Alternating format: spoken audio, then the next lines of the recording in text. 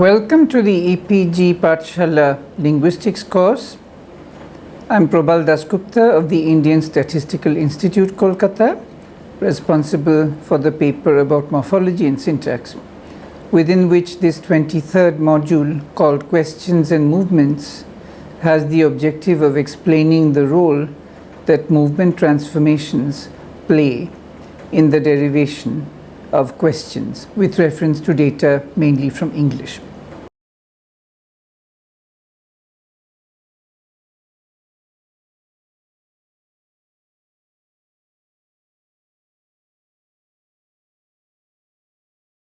In traditional grammars, English is said to have two types of questions. Traditional grammar calls them direct questions and indirect questions. As you know from your school child experiences, these terms were connected to the broader rubrics of direct speech and indirect speech. People talked about direct speech in terms of what is enclosed in quotation marks, and indirect speech as what is reported without quotation marks.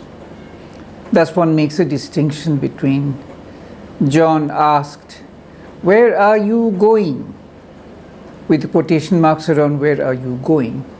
direct speech, versus John asked her where she was going without any quotation marks, indirect speech. So that would have been called an indirect question. Now that is the kind of context that traditional grammar used, running together questions from syntax with questions from what we today would call pragmatics.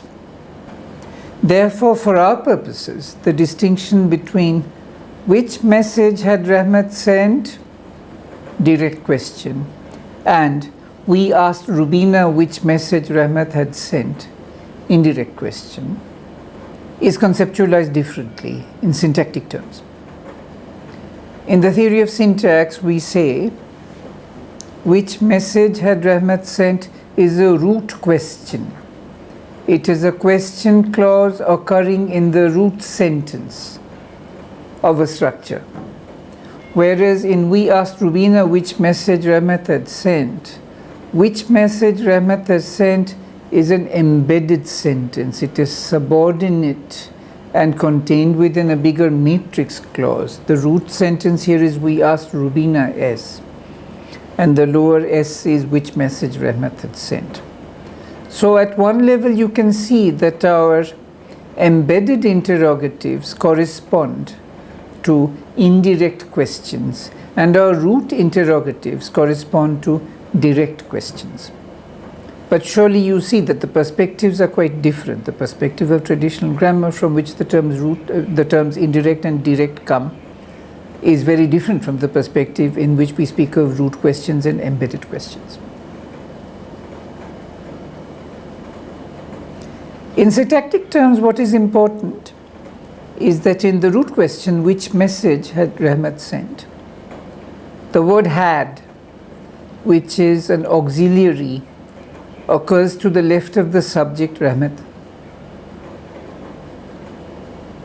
This shows you that a transformation called subject aux inversion, some people abbreviate it even further and call it SAI, we will not go that far, applies in the sentence to give you which message had Rahmat sent, whereas in the embedded question, in the example, we asked Rubina which message Rahmat had sent, had appears after Rahmat. It is not inverted. The subject is where the subject was in the deep structure, the aux is where the aux was in the deep structure. Nothing has moved. Neither subject nor aux have moved. However, it is an exaggeration to say nothing has moved. It is true that neither the subject nor the auxiliary has moved, but the WH phrase has moved. The sentence is not we asked Rubina Rahmat had sent which message. The sentence is we asked Rubina which message Rahmat had sent. So which message has moved from the position of object of sent to this position to the left of the subject, which in technical terms is called the complementizer position. Now, when you look closely at the transformation responsible for moving the WH phrase which message, the rule called WH movement. And when you look equally closely at the rule responsible for subject-aux inversion, you find that subject-aux inversion applies only in root sentences, whereas WH movement applies in the transformational cycle. So you have to use it even in the lowest S of a 4 or 5 S tree, a complicated tree where there are 4 or 5 S's with lots of embeddings. Because it's a cyclic transformation, it will apply wherever the structural description is met. So it can apply very low down in the tree in the lowest S, whereas subject-aux inversion applies only to root sentences. We give you some exercises so that you can look at the subtle points surrounding these topics. We ask you to consider the data set. We asked her whether he had left a message or not, which alternates with we asked her if he had left a message or not. But the whether and the if have different properties.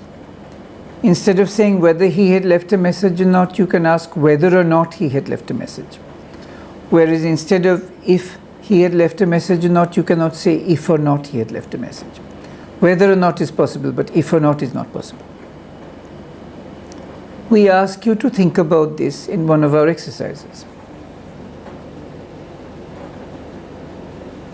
In another exercise, we ask you to look at the alternation between if the police had taken action and had the police taken action.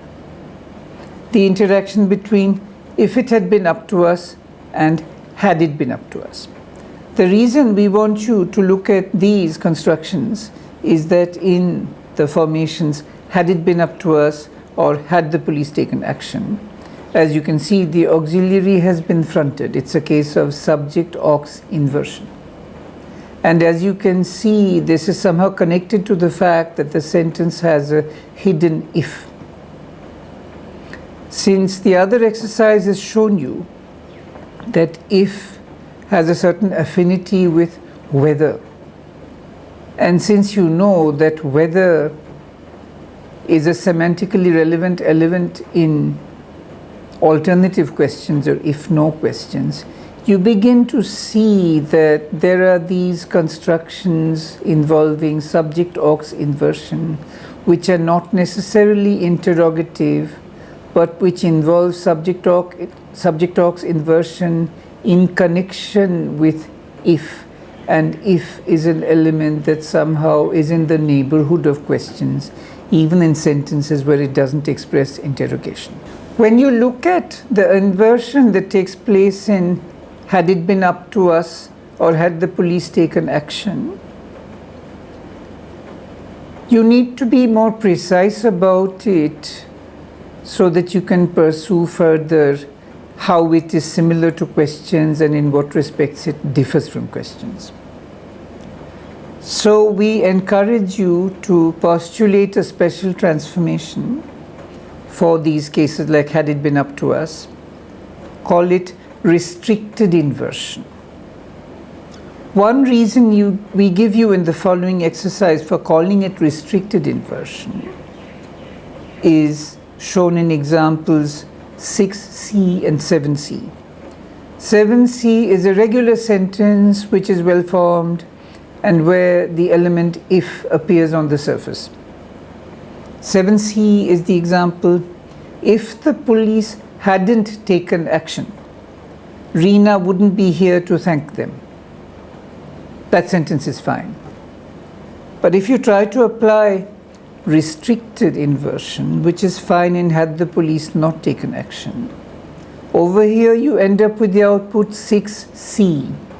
And 6C, which is ungrammatical, which is ill-formed, is hadn't the police taken action, Reena wouldn't be here to thank them. Now, as you know, you cannot say hadn't the police taken action. One reason then for calling the process responsible for had the police taken action restricted inversion is that there are these limits to its applicability. If you were asking a question, you'd have no trouble asking, hadn't the police taken action? What was going on? That's fine, that's perfect English.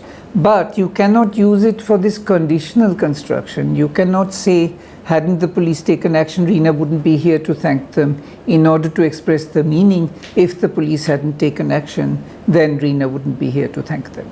That is one respect in which the process can be called restricted.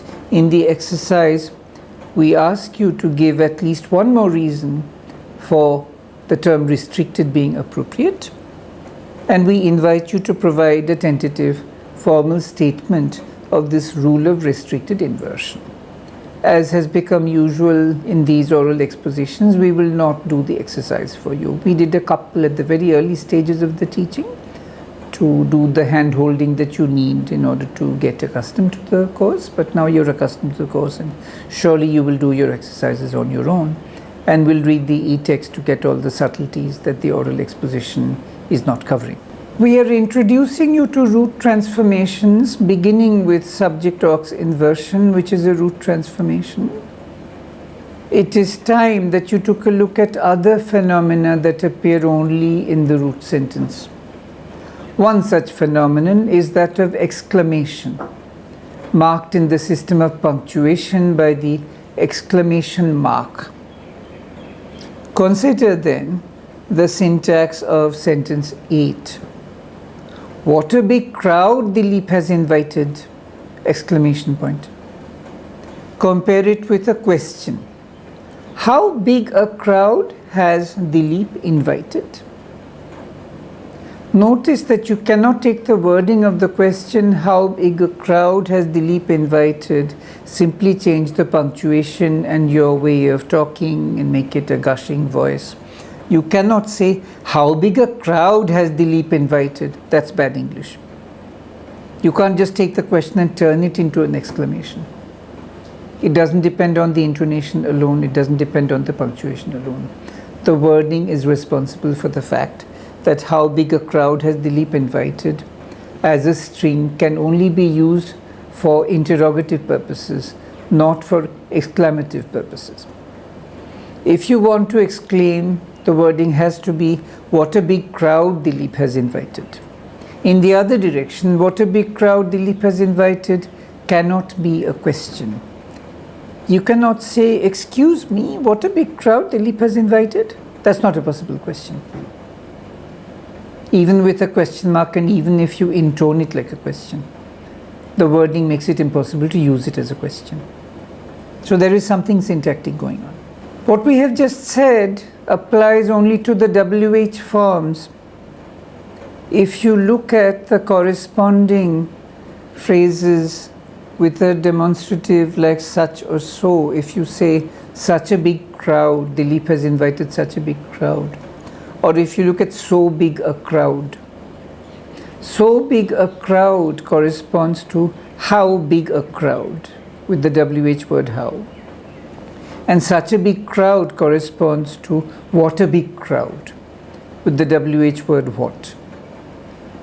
You would therefore expect that Dilip has invited such a big crowd would be treated as an exclamation. You would expect that Dilip has invited so big a crowd would be treated as a question. That is not what happens. These are both statements. They are both declarative sentences with a normal full stop in the punctuation, with ordinary declarative intonation when you speak it out loud. And as declaratives, the sentences Dilip has invited such a big crowd and Dilip has invited so big a crowd are equivalent. There is no relevant semantic difference between them. As you see, there is a syntactic difference. So big a crowd corresponds word for word to how big a crowd.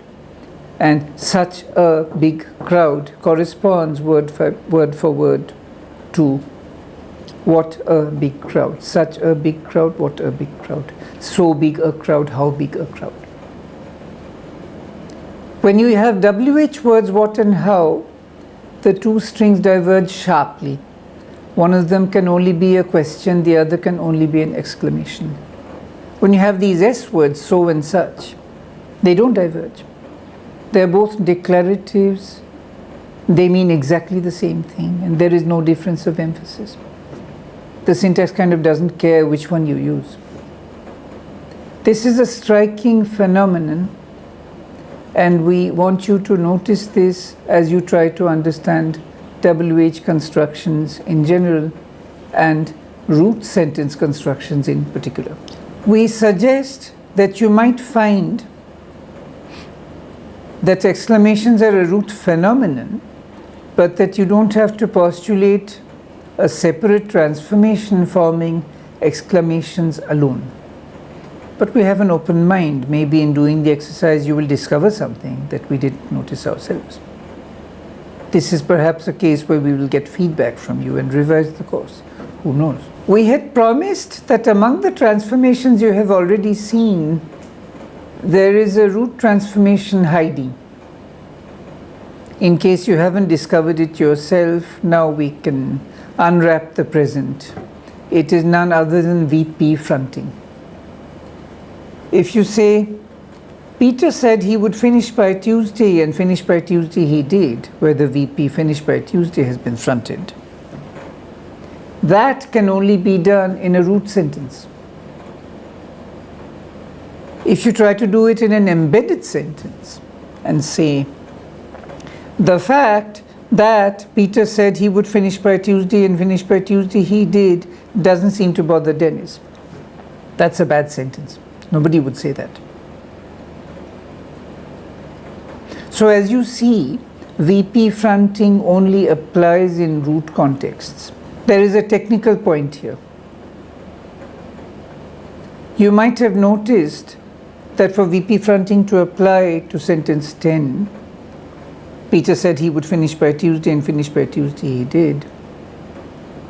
It needs this S and S coordination to happen with the coordinate conjunction and in the middle, a marker of the coordinate structure. What is the tree for a coordinate structure? S on top, then S, conjunction S. And your left hand S will be, Peter said that he would finish by Tuesday, and finish by Tuesday he did. In other words, VP fronting is applying to the second conjunct, not to the first conjunct. You might worry what is going on. You might say, surely these conjuncts S, conj S, are not at the root of the tree. The root of the tree is the S on top, which dominates S conj S. So are we not looking at a non-root sentence? There are two relevant answers to that quibble. It's a quibble. The first answer is to say that VP fronting needs the conjunction. You need to look at the entire structure with both wings of the coordinate conjoint structure, and that therefore the entire root sentence is indeed covered by the structural description of VP fronting if you state it properly. That is one possible answer to the question. The other possible answer, in case we wish to allow that VP fronting indeed looks only at the second conjunct, not at the first conjunct, and that therefore it is looking at an S which is technically a daughter of the root S. You need to remember that when there's a coordination happening between two S's to form the root, each of the S's is a head. That is what coordinating constructions are all about. Recall that a coordinating construction is one with more than one head, and that a conjunction puts together elements that are both heads. So the S on which you're operating, even if we grant you that it is the second and not the first of the two conjuncts, that alone sustains the operation of VP fronting. It is a head of the root which makes it tantamount to a root sentence. So you don't need to make a hard and fast distinction between the root sentence and a sentence which is its immediate daughter, which counts as a head of the root sentence. A head of the root sentence is pretty much a root sentence itself. So these are two possible answers that can be given to that query, and you're welcome to kind of go back and forth between them and see if you like them and comment on it if you want to write to us about it. Another root transformation that linguists are very fond of is called topicalization. It takes a sentence like, it creates sentences like John they like but Mary they detest, from deep structures such as they like John but they detest Mary. What happens here is they like John takes the object John and moves it to the front to a position called the topic position. That is why this transformation is called a topicalization transformation. Now, the output of topicalization is again very bad when you try to embed it. If you take the sentence Mary they detest, which is the output of topicalization from they detest Mary, and embed it, you're going to get an output like the fact that Mary they detest is surprising. That's a very bad sentence. Nobody would ever say the fact that Mary they detest is surprising. Now consider the way root transformations interact. In sentence 14, Mary they detest, don't they? You find both topicalization and tag question formation have applied. In the sentence 15, finish it by Tuesday, he did, didn't he? You find that VP fronting and tag question formation have both applied. What is the interaction like? How do you want to order these? We don't set you an exercise because the answer is rather obvious.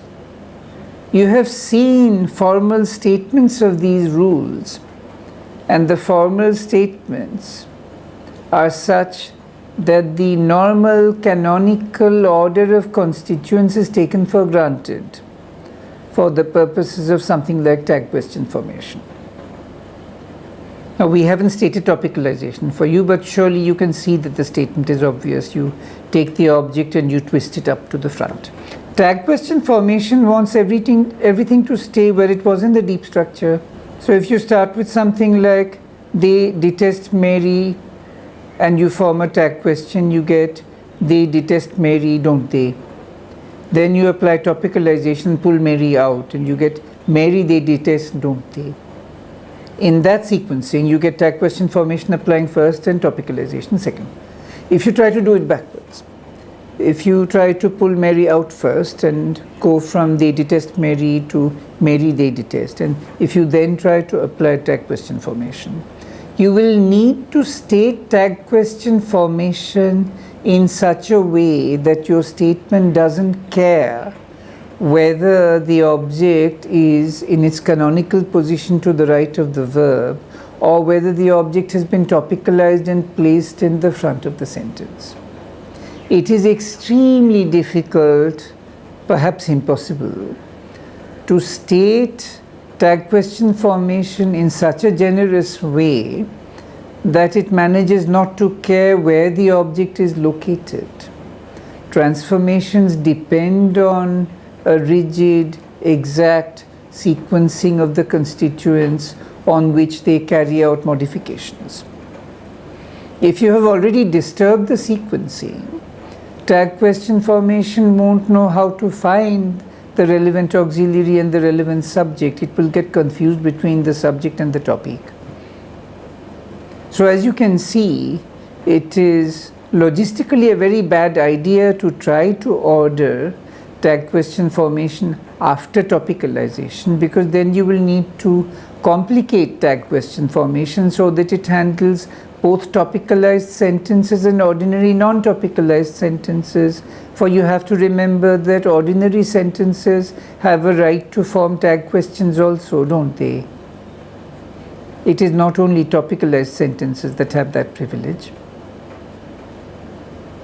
Therefore, the optimal way to state the rules requires that you should state tag question formation maximally simply, which required that you should allow tag question formation to apply first and topicalization to apply second. You can make this decision on the basis of the economy of rule statements without even looking at the facts. The facts don't have to come into the picture.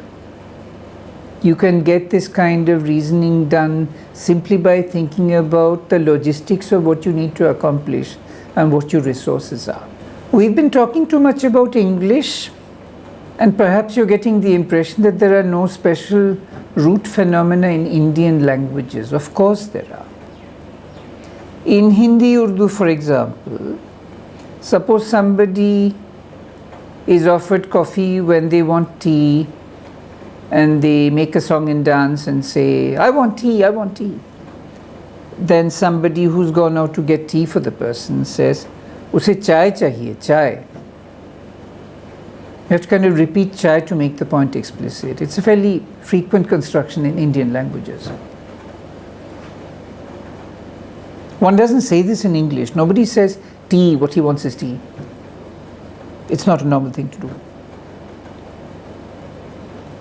We would like to suggest, and we do so in this exercise for you, that there is an emphatic echo noun transformation that applies in Hindi Urdu to derive sentences like Use chai chahiye, chai.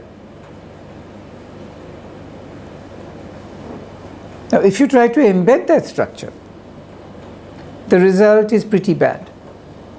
You get sentence 17. ये सुनकर कि उसे चाय चाहिए चाय तूने कुछ नहीं किया. That's very bad. Nobody says that. Which indicates that emphatic echo noun formation, the emphatic echo noun transformation, applies only in root sentences. It is a root transformation.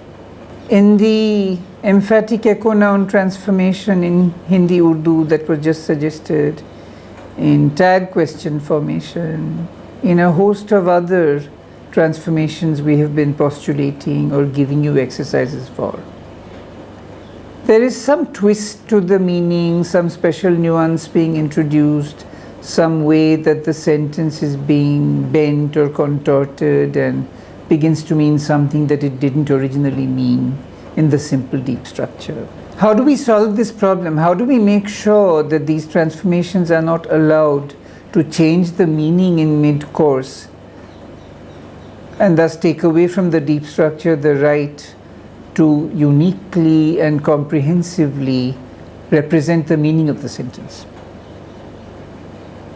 Well, the difference of meaning between John is sad today and the sentence, John is sad today, isn't he, can be represented if the deep structure of the second but not the first sentence contains a special element, delta tag. I'm using delta because there is a difference between this device and the X that says this is going to be demolished. X for the volatile element says this volatile element is going to die. It carries meaning, it is necessary in the deep structure, but it will not carry sound, it will not appear in the surface structure. The delta initial elements I'm proposing to introduce to make sure that these twisted sentences have a twisted meaning from the start, they say the opposite. They say this is not there in the wording of the deep structure, but you'd better put in the wording because it's part of the meaning of the deep structure. It's going to stay. So the delta elements are the opposite of volatile. Delta tag says, hello, there's going to be a tag here, make sure that you put the words in. So John is happy today, John is sad today, has the deep structure, John is sad today, with whatever special things you need to make sure that the deep structure is right. I'm not going into those details now. There's a tense node to the left of the aux and so on. John is sad today, isn't he? He has a deep structure. John is sad today, delta tag. That delta tag at the end of the deep structure says, please apply the tag question formation transformation and supply the words isn't he. It isn't merely a trigger telling tag question formation to apply. It is also an intrinsically meaningful element in the deep structure that feeds the semantic interpretation process and tells it this sentence has a taggy quality to it. It has a taggy meaning. In other words, the speaker is expressing or is rhetorically pretending to express some uncertainty about whether the propositional content of the main clause is or is not as it is represented, which is a fancy way of saying it's a tag question. Likewise, in a sentence that has VP fronting, you want to have a tag that says VP fronting. Why is that? That is because finish the work by Tuesday he did is much more emphatic and works differently from he finished the work by Tuesday. In finish the work by Tuesday he did, what is being conveyed is not merely the fact that he finished the work by Tuesday, but the fact that there was an expectation and the expectation was fulfilled. That is an additional component of the meaning. That component can be expressed in the deep structure by writing delta VP fronting or delta fronting, whatever you want to call it. These are conventional things. It doesn't matter whether you call it delta fronting or delta VP fronting, provided that you put it in the rule as a trigger and make sure that it makes the right rules apply. These are devices. How you write a device is really your affair. When you consider issues of ordering, there is one set of issues to be considered for cyclic transformations. Those are issues within the cycle. And there's another set of issues at the boundary where cyclic transformations meet the root transformations. We hope that you did not make the mistake of imagining that in the root sentence only root transformations apply and that cyclic transformations begin their work from the second sentence downwards. Cyclic transformations begin their career at the bottom of the tree and work their way up. They apply to every S in the structure, the lowest, the next lowest, etc., up to the top S. The root S is also an S, therefore the cycle also applies there. Only after the cyclic processes are finished applying to the root S can the root transformations begin their work. That is the first thing you need to understand in the interaction between cyclic processes and root processes. Consider tense fusion. Tense fusion is a cyclic process. It applies to all sentences. Look at its interaction with subject auxiliary inversion, which is a root process, applying only to the root sentence and beginning its work only after the cyclic processes have finished their work at the root sentence level. In a simple non-inverted sentence like Rahmat ate an apple, your deep structure is Rahmat tense plus past, X do, which is the dummy model, ate plus past an apple. There is tense fusion. The past remains only on the main verb and the tense element disappears, leaving you with Rahmat ate past an apple. As you can see, when tense fusion applies, when there's a dummy X do present, X2 also dies. However, in the derivation of did Rahmat eat an apple, which is a question, you need a robust, a non-volatile modal do to appear in the sentence. It is still a dummy in the sense that it doesn't carry any separate meaning, but it's not volatile. It isn't X2. You're dealing with the real do. It is real in the phonology. It is not real in the semantics. That's what makes it a dummy. In the derivation of did Rahmat eat an apple, you want the past to be manifested on did. If you want that to happen, you have to assign that feature already in the deep structure, next to the tense, which is specified as past. And you have to not specify the tense feature on the verb. How do you make sure that did lands to the left of the subject? You postulate a special element. We call it WH, WH from weather, and if from if.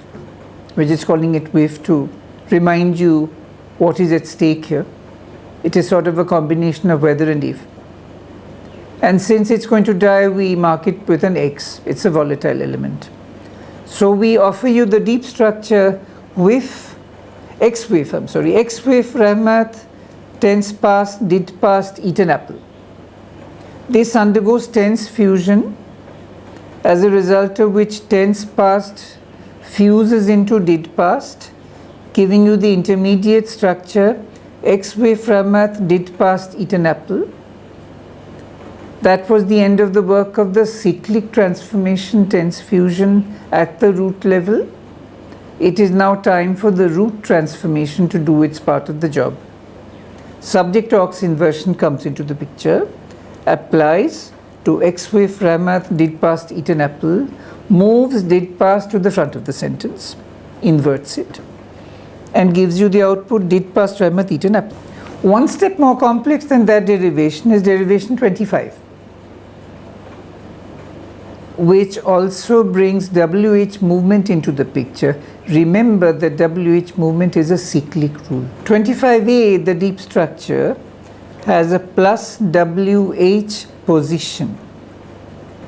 That is the position to which WH movement will take its material, its WH phrase. Plus WH, X with Rahmat, tense past, did past, eat which apple. This deep structure first undergoes the cyclic process tense fusion, leading to the intermediate structure plus WH, X with Rahmat, did past, eat which apple. This is ripe for another cyclic process, WH movement, which moves which apple to the plus WH landing site, giving you which apple plus WH is a specification that it inherits. X with Rahmat, did past, eat. Then subject aux inversion applies as before, moving did past to the position marked by X with, giving you in the end which apple plus WH feature, did plus past feature, Rahmat, eat. Our final topic in this module is how this elaborate apparatus manages not to generate the form Rahmat did eat an apple, where did carries no stress.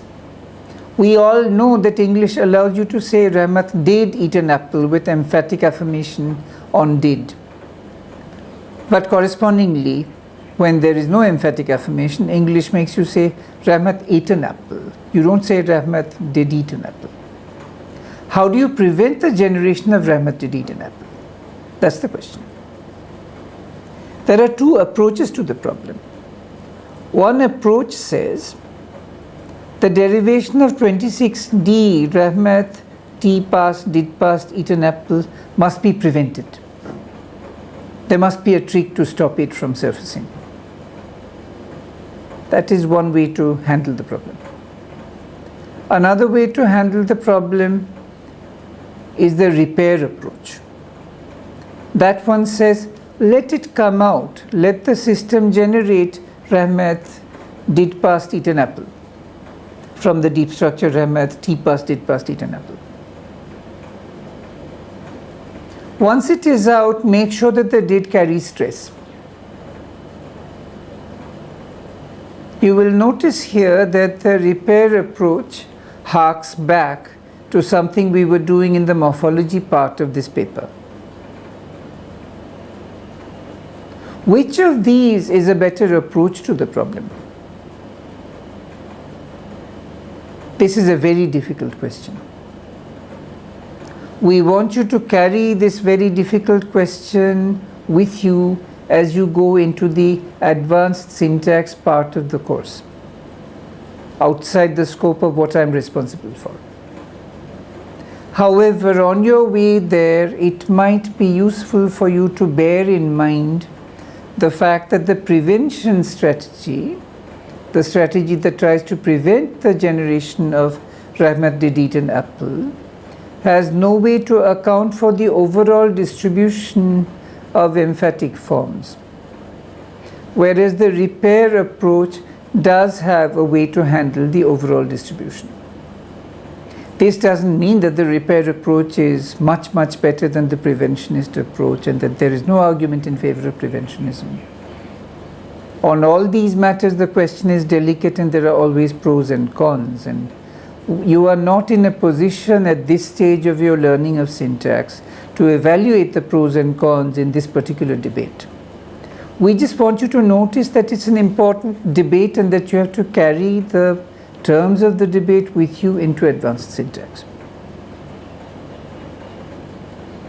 We hope to have convinced you over the last 2 modules that the English auxiliary system and its interaction with cyclic and root transformations, including those which affect WH movement and subject auxiliary inversion, is a huge and tangled set of difficult problems. No wonder foreign learners of English have a hard time mastering the intricacies of where you use which kind of auxiliary, when it moves to the front, when it does not move to the front, what happens to a negative clitic, what happens to a full negation. It's very hard. In this module, we have examined the interaction of certain cyclic processes with certain root processes, continuing to explore the behavior of English auxiliaries in interaction with interrogation.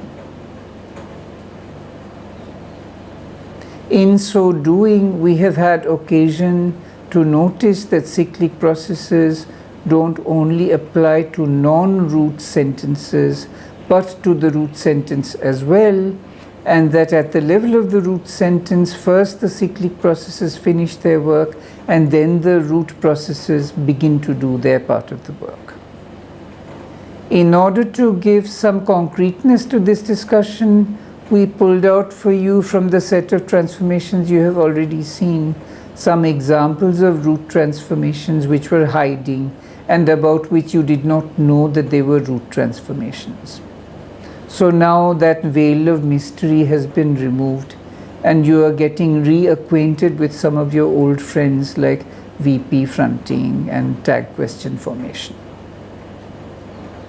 While we were talking about things like VP fronting and tag question formation, we also emphasized that in keeping with the principle that the deep structure alone handles meaning and represents all the elements of the semantic interpretation of a given sentence, it is unfair to allow tag question formation or VP fronting to apply freely without there being any trigger to represent the special shades of meaning that these transformations are associated with in these sentences. And therefore, we have proposed a device which is the opposite of the X for volatile elements, a device that adds delta elements to relevant deep structures like delta tag or delta fronting for the tag questions and for the VP fronting twist to the sentence.